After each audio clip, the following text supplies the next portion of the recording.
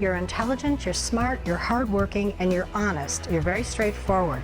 So I knew if you said you were going to do something, you did it. You represent your client, and I was a client better than anybody I know. All of those wonderful qualities, your brightness, your hardworking nature, your attention to detail, your ability to project, and your heart make you an exceptional attorney and a fine gentleman. Hello, and thank you for tuning in. I'm Jed Dietrich, the president of the Dietrich Law Firm. And over the next few moments, you'll hear from my former clients, legal professionals, and medical professionals who explain to you the difference between my firm and other firms who handle serious injury cases.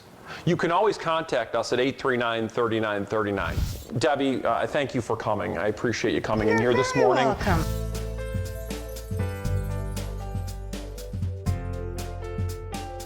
Just so folks out there understand, Debbie Hayden is a lawyer in Buffalo, New York. Debbie typically represents people also in the civil courts, but she does so as a guardian, and she's going to be here at this point and explain what a guardian is. She's also going to explain what it's like to work with me. So Debbie, if you would, just tell us a little bit about your background. I come from a very average background.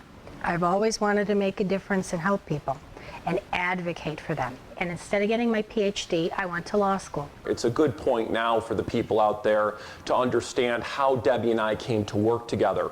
A number of years ago, I had a client who unfortunately had a catastrophe. She was at a swimming pool in Buffalo and the lifeguards weren't paying attention, and she ultimately went under the water for approximately 4 minutes. And luckily she did live. Unfortunately, she's now living, and for the rest of her life she will live with a catastrophic injury. She's had brain damage, and that's where Debbie comes into play. Debbie Hayden's a lawyer. She's been a lawyer in Western New York for many years. Debbie and I work together. She's generally a guardian for people who have been injured. So what I did was secured a settlement. It was a multi-million-dollar settlement on behalf of the family. And as a result of that, the court became involved in managing this person, this injured person's future. And they ultimately assigned Debbie, through my assistance, to manage this person's finances and help her get along for the rest of her life. So Debbie now will speak a little bit about that and a little bit about working with other lawyers such as me when she becomes involved in the case after people have had their settlement. Go ahead, Debbie. I think one of the things that I would like to really address, which is particular to my expertise and background, is that the settlement is only the beginning. However, how this family and the client themselves is going to deal with this catastrophic injury on a day-to-day basis is really where the struggle begins. Now, one of the things that I respect about you is that you have foresight. You are sophisticated, intelligent, and you are looking beyond the settlement. Even before that check was signed and issued and the papers were all dotted, the I's dotted and the T's crossed, you were looking down the road as to what were the needs of this client. Are they going to need physical therapy, occupational therapy, speech therapy? Are they on the right medication? How much aid service are they going to need on a daily basis? Are they getting all of the benefits that they're entitled to? Social Security disabilities, SSI. Did she need Medicaid? Could we protect any of those resources? You have to have foresight. You did that. And her settlement provides for her in an adequate and appropriate lifestyle so she can actually have quality of life. And that's what we try to do.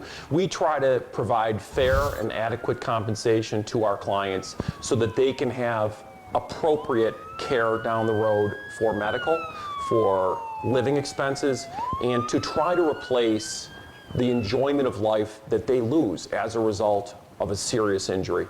Again, Jed Dietrich here. You can contact me at 839-3939. I'm here speaking now with Deborah Hayden, who's also a lawyer in Buffalo, New York. And Deborah becomes involved with the cases where people cannot take care of themselves. So she's typically appointed by the court, by a judge, and is typically compensated from the settlement proceeds. So part of my job is to not only obtain money for your pain and suffering, it's also to provide you for your future medical bills, for your future living expenses if you can't work, and if you can't take care of yourself, for your future expenses to hire professionals like Deborah Hayden, a lawyer in Western New York, who helps people manage their future. So Debbie, you've had occasion to work with other lawyers down the road. Yes, I have. And tell us a little bit about your experience with working with me relative to other lawyers that you worked with in the past. I'd like you to compare and contrast the way I handle my cases. Well, Jed, you're intelligent, you're smart, you're hardworking, and you're honest. You're very straightforward.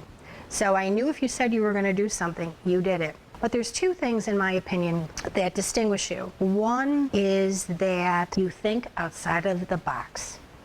We now have a client that has a catastrophic injury. Their needs are not going to fit into a nice little slot, and that has to be evaluated, looked at, and then we have to fashion a remedy. And it has to be flexible because the body and the needs will change over time. Right. So I admire and respect that you can think outside of the box. Well, I appreciate that, Debbie. And again, I'm glad you're here to speak to the people out there because they have questions, and the questions they have can go from what happens to me after my injury, how do I get my medical bills paid in a car accident, your no-fault coverage pays your medical bills up to $50,000. They also reimburse you for your lost wages. If you're in a swimming pool accident like Debbie was involved in, there is not someone to pay for your bills along the road. So you need to contact a lawyer such as me. You can contact me at 839-3939. We can facilitate your ability to try to get back on the right road to recovery with getting to the right doctors and managing your finances. It's important to note, Debbie, you did come into the one case we're referring to now. This is a catastrophic brain injury case that I handled on behalf of a young lady that was drowning in a Buffalo pool because the lifeguards were texting while they were supposed to be on duty. And again, it's outrageous, this behavior, but we're looking at people who are lifeguards. They're younger people. They don't appreciate how injured folks can be. And I can guarantee you this, that the folks that were involved in this particular case, the lifeguards, they're going to pay attention now in the future. And that's what we try to do as lawyers. My job is to hold people accountable so that hopefully their behavior in the future is changed and that they can provide a better level of service, perhaps, as a lifeguard to you in the swimming pool, and they won't text their friends on deck while they're there. And that was a horrible case.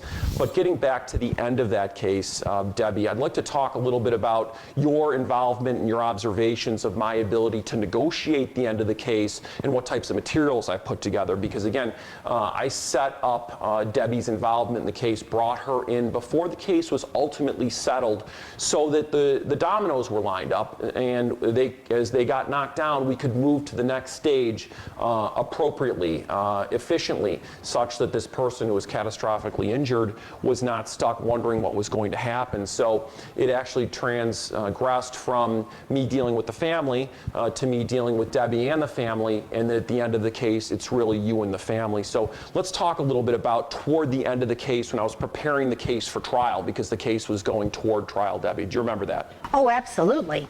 And we sat in my office here and went over some documentation. I typically provide what's known as a settlement package or a settlement brief.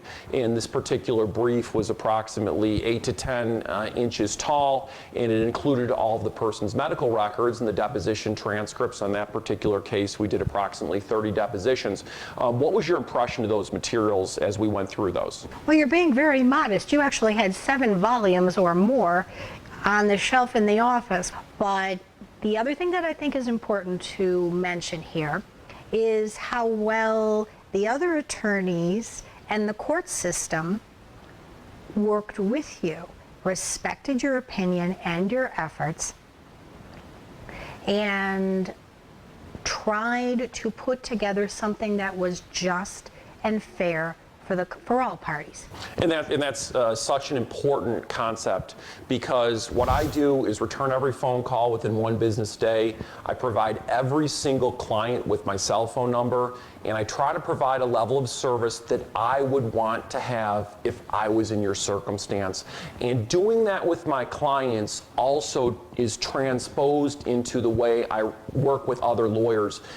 If there's an issue that's important to my case, if it's material, if it's a substantive issue, an issue that the whole case hinges on, I will fight those lawyers tooth and nail Like a dog with a bone, I won't let go of it. But if it's a small issue and we can work it out, then we work together in a friendly fashion to try to focus on the issues that are important to the case. As a lawyer, you need to digest the issues and work on the important issues. And again, this gets to your point, Ms. Hayden, about working with the courts. I try to do the same thing with the courts. I'm not going to run into court, and in the New York State court, they call it the special term court if you argue about providing someone with an authorization to get medical records or something like that. I don't argue about those things because I know the judge will give that to the defense attorneys. I don't argue about things just to argue. Frankly, I think there are too many lawyers out there that argue about things just because they want to argue. What I do is I pick out the most important things that are material to the case, and then I fight tooth and nail to try to win those to get the best result I can for my clients.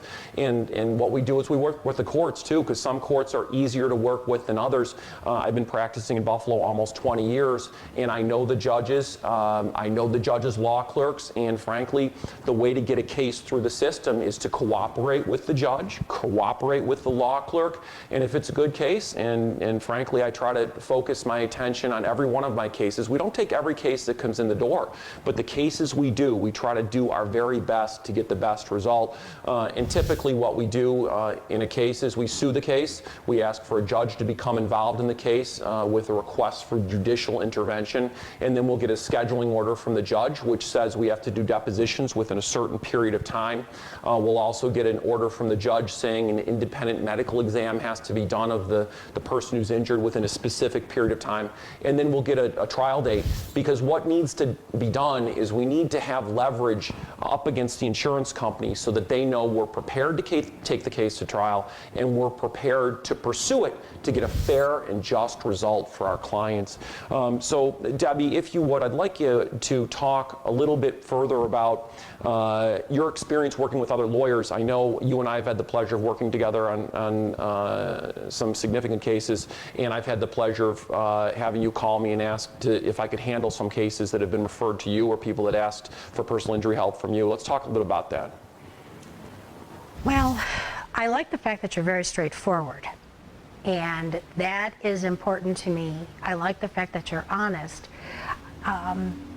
What's critical, I think, in the cases that I particularly try to refer to you is not only the dollar value of the settlement that the client may obtain, but also how that money is going to be dispersed to the client. And it is that ability to attempt to foresee the future needs of the client. That does not always happen. And you are interested in what is the net that the client is going to walk away from. What good is it if all they can do is buy a cup of coffee afterwards? That, and then again, what you're getting at is down the road, if they get a substantial sum, let's say it's multiple hundreds of thousands of dollars or millions of dollars. I've had many, many $1 million results. The question is, what is the client going to end up doing with those settlement proceeds? And I encourage my clients generally to get a stream of payments to reimburse them for wages, let's say, if they can't work into the future. Then people know what's coming in the door. So they'll take a lump sum, let's say $200,000 or $300,000. Instead of getting $200,000 or $300,000 up front, they might get $100,000 up front and then structure into a stream of payments and the extra $200,000 that allows people to not end up giving all their friends and family loans. It ends up with them not buying a fancy house and not affording the taxes on that fancy house or buying a fancy car. I have had probably in excess of 20 clients over the past 10 years or so who have come to me and said, thank you so much for encouraging me to take a stream of payments for my money, because I would have lost it, or my friends and family would have requested me to give them loans. And I tell my clients, this is your money, this is your only opportunity, and this is important for people out there. You have one chance, if you're seriously injured, to make a recovery. And I know that, my staff knows that, and we make every effort to maximize our ability to help you maximize the value of your settlement. And we do whatever we can to try to help you in that regard. Debbie, is there anything else after we've spoken here that you think is important that we haven't talked about? One last point. Now, No one is so wealthy that they can do this work all for nothing, or pro bono, as we say in the legal profession. However, if you are going to be a true embodiment of the word advocate, then you really have to have heart. And it isn't all about the money. And Jed Dietrich, you have heart. It's 3 years later, after this settlement has all happened, and you're still calling me to see about the well-being of that lady. So that's the last thing. What all of those wonderful qualities, your brightness, your hardworking nature, your attention to detail, your ability to project, and your heart make you an exceptional attorney and a fine gentleman. And it's a pleasure working with you. Thank you for joining us. If you've been injured and it wasn't your fault, contact me at 839-3939. Hello and welcome back. Jed Dietrich here from the Dietrich Law Firm. You can contact us at 839-3939. My guest for this portion of the show is Dr. David Pacana. Dr. Pacana, good to see you.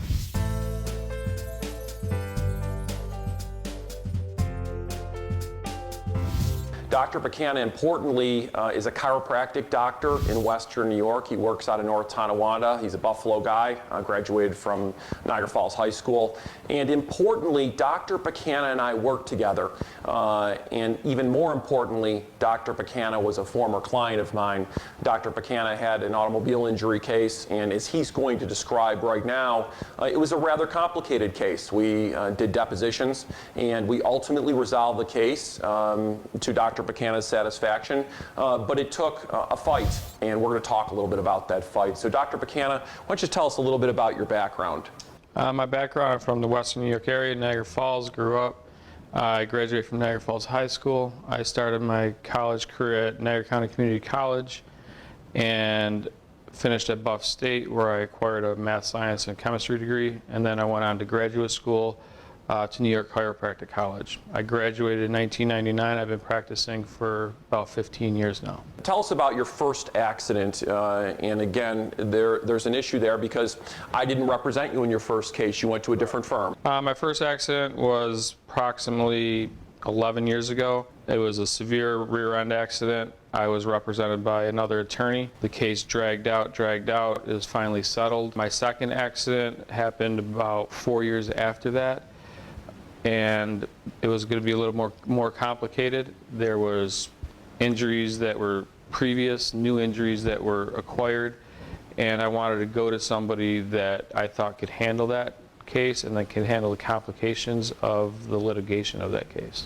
And how did you actually come to my attention? It was through a patient and through commercials, honestly, and I researched you, and I thought, you know, you could be and I called your office. I thought you could be the guy I could sit in front of, talk to, and I was very impressed when I did sit down because you're a high-profile attorney, but you seemed very down-to-earth and easy to talk to. And that's what I try to do with my clients. I try to treat my clients and everyone in my life the way I want to be treated, such that when people say, what is Jed Dietrich like? The standard answer is, he can talk to me. He will talk to me. He doesn't talk down to me.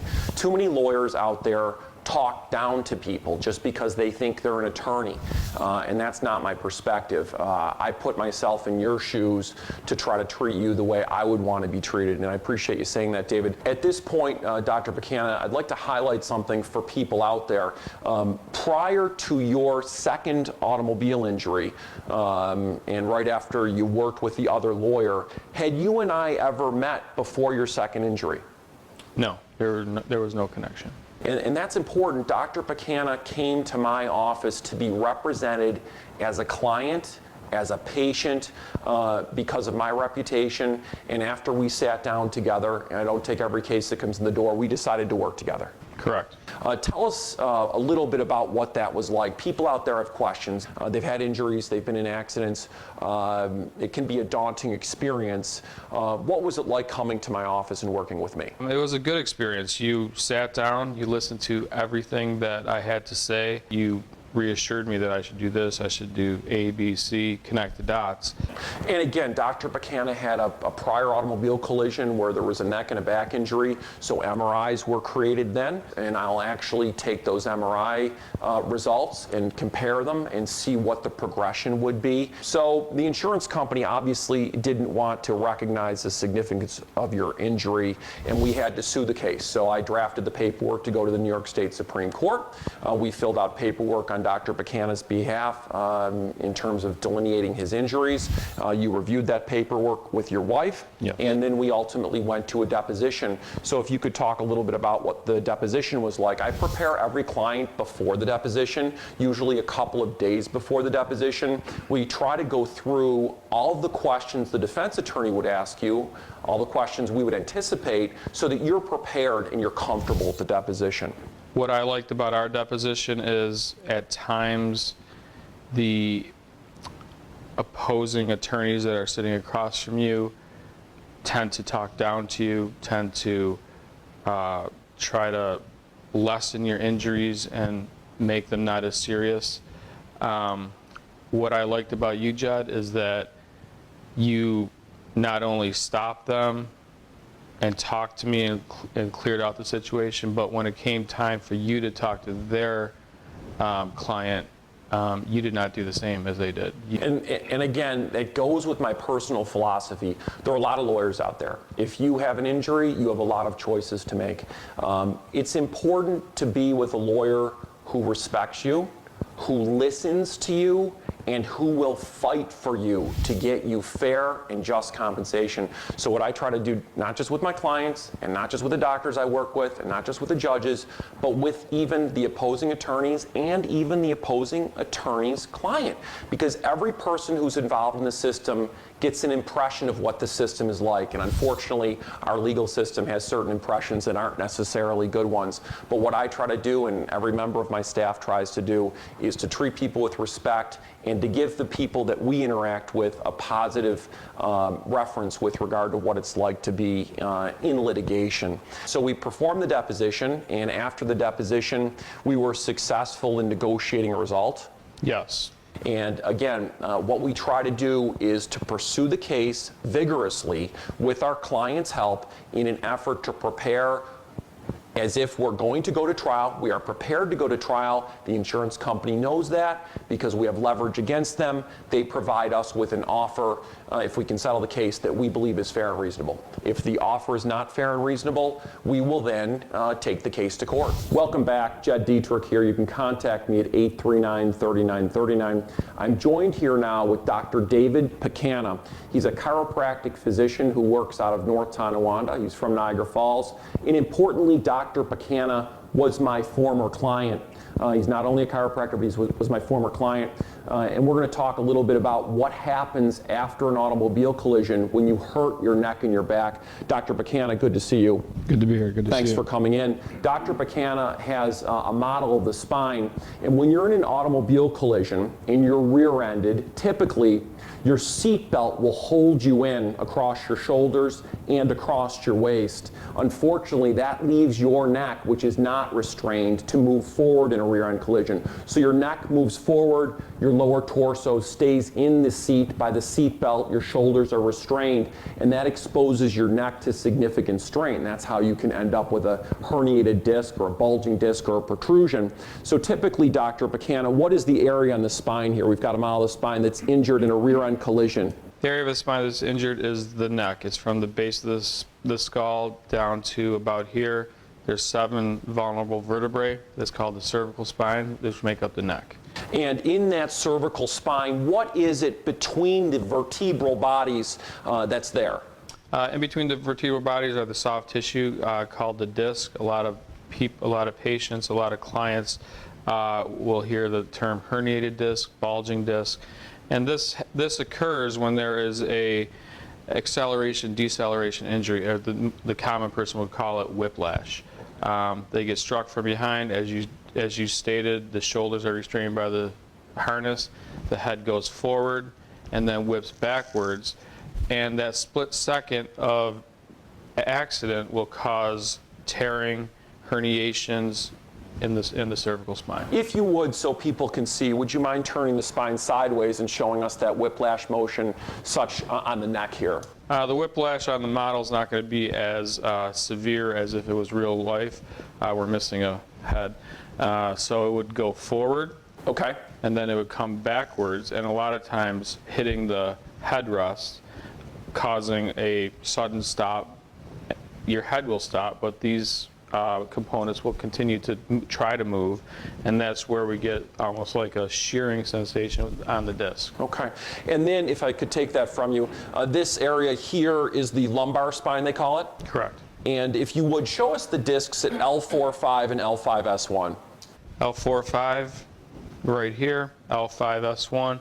These are the discs in your body that take the most pressure in your spine and take the most impact when there is a auto accident. Okay. If I could take that from you, I'd like to talk a little bit now about what you as a chiropractor, you as a member of the medical community in Western New York, what do you do for people when they have neck and back injuries, for instance, a herniated disc? We perform regular chiropractic manipulations, which is proven to help alleviate the pain and help improve the symptoms of a disc. We have spinal decompression therapy, depending on how bad the disc is. We have massage therapy in-house to help with a lot of the muscle damage and muscle spasm going along with that disc injury. And it could be a long process, but it's a conservative therapy that is well thought of and with injuries. And what I like to do at this point for people out there, you may have questions and say, I was in a collision, I was rear-ended, this sounds like my problem, my head hurts, my neck hurts, my shoulders hurt, my lower back hurts, I need to get to someone. We like to work with Dr. Pacana and chiropractors because you can provide a disability note. You can say that someone is not physically able to work. You can also prescribe an MRI, which is important to diagnose injuries, which a physical therapist cannot do. And that's important because if your primary doctor refers you to physical therapy, not that there's anything wrong with physical therapy, the physical therapist cannot write you a disability note and cannot write you a prescription for an MRI, and frankly cannot refer you to another physician if it's important. You have to go back to your primary. That's why it's fruitful frequently to work with the chiropractic community to allow the facilitation of your disability note and your prescriptions for further care to be done properly. And if you're involved in an automobile collision, it's important to note your insurance company, your no-fault insurance company, pays for your medical bills. And they also pay for Dr. Pacana's bills. And Dr. Pacana doesn't charge a copay or any co-insurance. He bills no fault directly. Let's talk a little bit about that. We are the quarterback that controls everything. MRI, advanced diagnostic testing, referral to other practitioners, and keeping up, and also, which is important, keeping up with sending the documents back to their attorney. So they know where they are. And that's so, so important for people out there. You have to understand your case and the medical records associated with your case determine the amount of compensation you will be entitled to. You represent your client, and I was a client better than anybody I know. So. Thank you, David. I appreciate that. You represent your client, and I was a client better than anybody I know. So. Thank you, David. I appreciate that.